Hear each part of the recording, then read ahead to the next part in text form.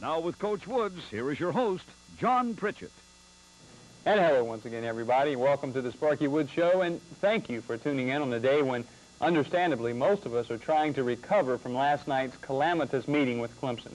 Coach, a very disappointing loss in a very, very important football game. It's very disappointing. It's hurtful for everyone in South Carolina that follows the Gamecocks. It's a big ball game anytime you play Clemson. We always play in the last game of the season, so it's one that lasts you for a long time. I know that it's hurt a lot of people that came to the football game. It was a beautiful night, and excited, and the pitch was high, and everyone was prepared to play, and great opportunity for a big ball game, and we played very poorly. I'm very disappointed in that, and I know our football team is, and we feel like we've played hard, but we played very poor. We've got a lot of work to do. We've got to get to work on it. And so we hopefully will not allow these things to happen again. I know our football team have crossed a lot of hurdles in the short time that we've been here. Seems like each time we crawl out and feel like we're getting things rolling, then something happens and knocks us back down. This was a real hurtful event tonight, and the fact that we got beat very, very badly by a good football team and a very fine program at Clemson. Coach Ford and the staff deserve a great deal of credit. They did a great job, and we've got a lot of work to do. We've got some standards set, and we've got to go to work to try to meet them. I think our football team will take off on those weights and get in that classroom and try to do a good job to improve our program. We've got to get on the road and recruit so we can bring in some football players. So hopefully we'll not allow something like this to happen ever again. All right, we'll be back with the first half highlights. Stay tuned. The Sparky Woods Show is being brought to you by C&S Bank, by Carolina Pride, by Pepsi, and by Love, your GM connection.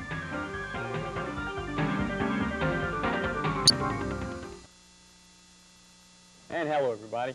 Welcome back to the show. Let's join in those highlights right now. Move to the first half, Coach. Of course, this always a tremendous rivalry. 74,509 on hand, seventh largest crowd ever, and seniors night. Beautiful night to play football. Both teams very excited. A lot of excitement in the state of South Carolina. They came out and did a good job executing the option. We overrun, missed a lot of tackles. Corey Miller was there to make the tackle. Good job of Morocco keeping the football on the option play.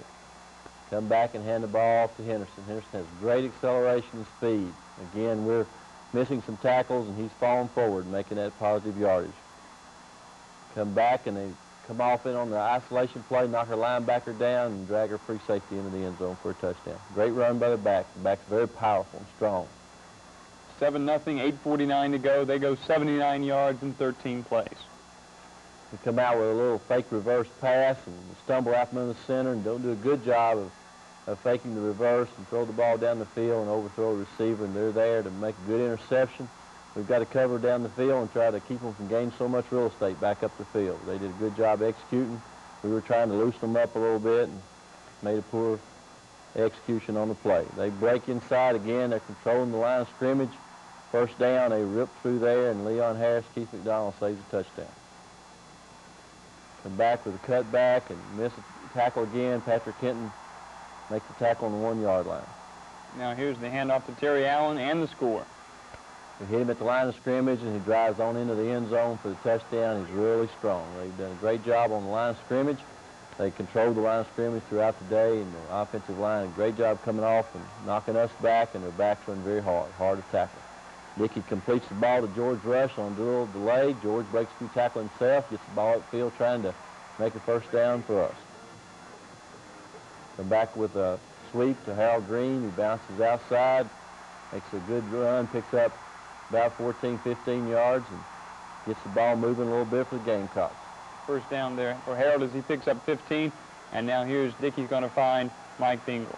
Had a little penalty. We put us back some and throw the screen pass, and Mike Dingle breaks one tackle and comes up short of the first down. We put the field goal team in. Colin hits the ball real straight and right at the bar, just a very yard or two short, and kept us from scoring. 47-yard attempt. That one probably 46.5 yards. Still 14-0. That's the way the first quarter ends. We move to the second quarter. Here's Terry Allen once again. They run the sprint draw and knocked a bunch of us down again on the line of scrimmage. They were cutting our defensive ends, doing an excellent job of cutting our linebackers. Robert Gibson fights downfield to make the tackle. Here's Henderson. He's going to pick up 16. This takes Clemson into scoring territory. These are missed tackles again. We can't get him down. He's a good, hard runner and with great speed, and we missed too many tackles. Here's 2nd and 9. Good play here by Marty Dye. He fights downfield, runs along the line of scrimmage. We've got a lot of people chasing to the football and playing hard. We just get whipped on the line of scrimmage and getting knocked back, and then we're not being able to recover. Good tackle there by Robert Gibson, a host of other players, and trying to blow her back. That's their field goal team in. Chris Gardocki, he's a great kicker. He's a great punter for them as well. Comes in, converts the field goal, puts them up 17 points. A three-pointer with 9:15 to go gives them the lead 17-0 after you stop them on third down there. Simpson, Gibson, and, of course, Taylor in on that play. Now we pick up action. The Gamecocks unable to move the ball. So the ball outside. We're blitzing a little bit, and our man coverage are a little bit loose on Cooper. He's a fine receiver and make the tackle there.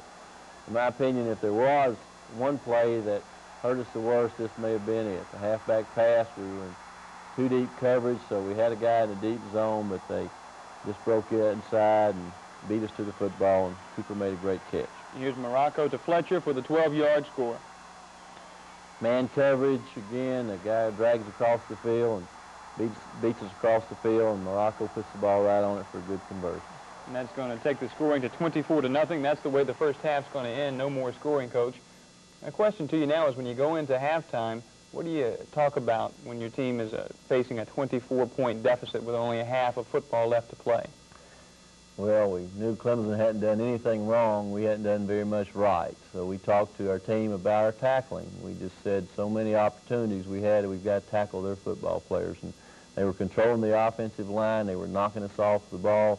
So defensively, we said we've got to move a little bit. We talked about getting in some angling and slanting and trying to stack our linebackers, protect them a little bit more, trying to do some things to give our players a better chance to be in a position to make the play. We just tackled very poorly. We had to improve on our tackling. We had to quit giving up the big play and couldn't turn the football over offensively. So once we get in the game in the second half on offense, we had to start having to sustain some first downs. We knew we were going to have to do that to hold on to the football and give ourselves a chance. And then defensively, when we take the field, we can't give up those long drives. We had to tackle better, get around that football, and try to execute better on offense. All right, stay tuned. Second half highlights right after these messages. Thanks for coming back. Let's take a look at the second half right now. Coach, of course, you mentioned that we had to go out and execute, block, and tackle better. We do a better job here of tackling. In the beginning, we come off and play a little better. We moved around and had Gibson, Taylor, and Simpson in on that first tackle. We still had poor field position.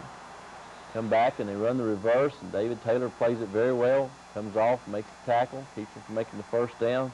Looks like we got some things going for our football team. Well, the Tigers punt, and now Carolina takes over. Call a pass play, and Dickey's back to pass. It gets flushed out by a real strong pass rush for their team. He does a good job pulling the ball down, running, makes the guy miss him there, and picks up first down. Great run by Dickey to Mason.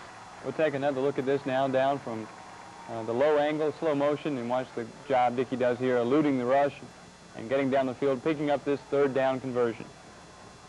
He does a good job running like a running back there and protecting the football, makes a good first down. Get back in the huddle and try to make something happen. The Tigers stop the Gamecocks, and Darren Parker comes in the punt here. Watch the nice play coming from Leroy Jeter and Marty Baker.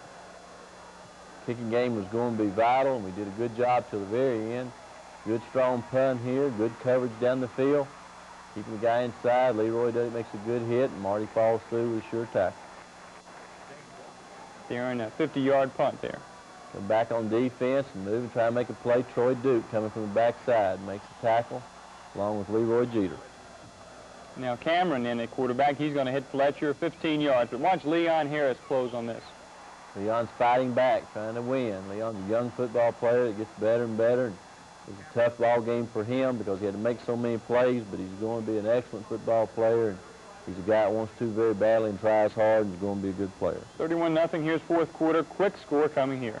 They come right off our right side. They cave us in on the right side, and then we miss a couple tackles, and they run strong and get the ball in the end zone. 38-0. Coach, a bright point in this ball game. You do a good job on the kickoff returns, averaging nearly 26 yards per return. Miller's going to do a good job taking this one out to the 41. We got better all year, and Eddie's doing a good job running here. Brooks had made a couple of good runs. Eddie dropped the football, made a great job recovering. We've got to protect that football, not turn it over, because that can cause you to get beat. And that's going to show through right here. Kenny Watson on the left-hand side.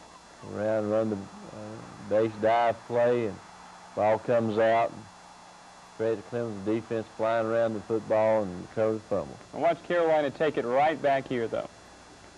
Good job containing the bootleg and throws the ball inside. The receiver lets the ball come out of his hands, and Leon's hustling to the play there and makes a good interception. Leon's third interception, but now the Gamecocks find themselves in punting formation. Had two penalties and changed hands right here, and we did a poor job of concentrating on who we're supposed to block. We let our concentration break down. We didn't execute very well at all and ran downfield, and they blocked the punt. They came right off and took the football inside by knocking our right side of the line off the ball and made the touchdown. After a Gamecock fumble, we pick up action now. The Tigers knocking on the door again, ahead 45-0. Coming outside, and Cedric Surratt comes off, makes a tackle along with Antonio Walker and Troy Duke. Cedric Surratt again, they came with a sweep. Cedric's made a good play here, and a lot of people run to the football. Playing hard on defense, trying to keep a motivation up. They came with an option. Again, there's Cedric Surratt, Curtis Godwin getting in on the play. The Gamecocks take over. Watch Kenny Watson's second effort here. Picks up 6. Come back with the same play we fumbled on earlier and had a good run, and Kenny's breaking the ball up inside and held on the ball better that time, made a good run. Now the senior Pat Turner is going to find Skeets Thomas, pick up a 14. Pat does good execution on his throw and catch. Throws the ball here, and Skeets made a good run on his comeback route and made a first down. And now here's Big Mike. He's going to pick up 9. With a sweep, good block by Rich Sweet. Mike Dingle runs hard on the sweep to move the football down there in the field. That's going to close it out, Coach. 45-0 the final. Certainly the locker room last night, a somber place, especially for those seniors participating in their last Carolina-Clemson game. John, I was especially sad for the seniors. They've been through so much in the years they've been here, and they've overcome a great deal. And for them to go out with this kind of a sad defeat is one that will last them forever. You know, the Carolina-Clemson game doesn't go away. This one stays with you your entire life.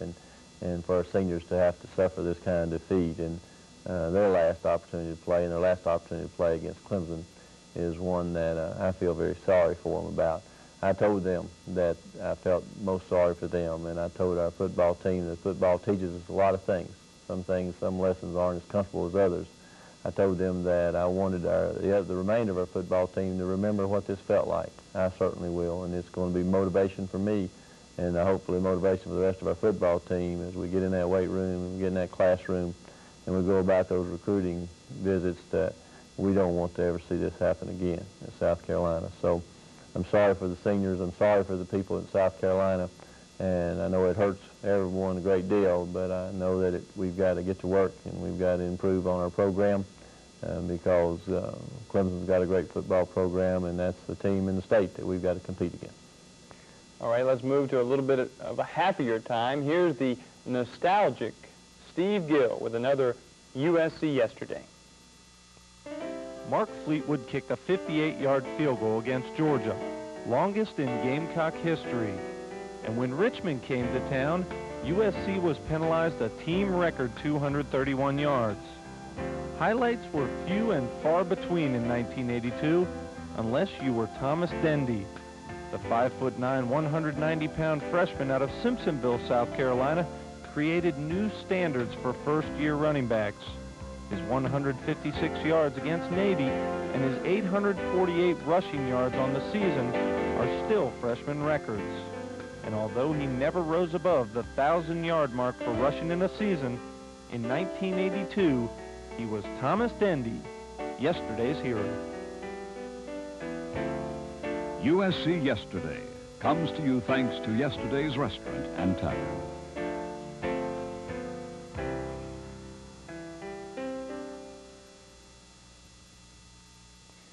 Thank you, Steve, and thank you, Yesterday's Restaurant and Tavern.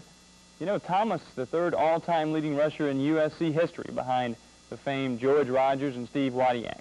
But you know, these runners could never have posted the impressive stats without the help of guys like this week's Portrait Player of the Week. Ike Harris plays one of the most critical and demanding positions on the field. As left offensive tackle, Harris must protect the Gamecock quarterbacks, who as right-handers will almost always have their backs to him. The 6'4", 260-pound junior out of Lower Richland High School has improved steadily throughout the year, and against the Tar Heels had the best single-game outing by a lineman all year, which included this devastating block, affectionately known in football terminology as a pancake. And his coaches believe that by the end of his career, Aunt Jemima will have nothing on Ike Harris. This week's Portrait Player of the Week.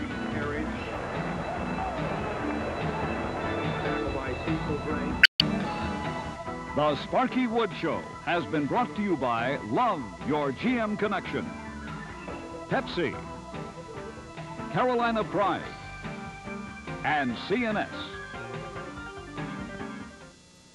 All right, Coach, we sat down here about 13 weeks ago and talked about the goals for the team. You assessed what you wanted to accomplish. You went into it knowing it's a tough schedule, ended up with a 6-4-1 record, playing against 9 teams with winning records, and probably 6 of those headed towards bowl games. Great schedule, and a very difficult one for anyone to play, but a schedule that South Carolina should be able to compete with and play each year. We had a goal set to go to a bowl game, and we'd try to win a bowl game, but we did not reach that goal.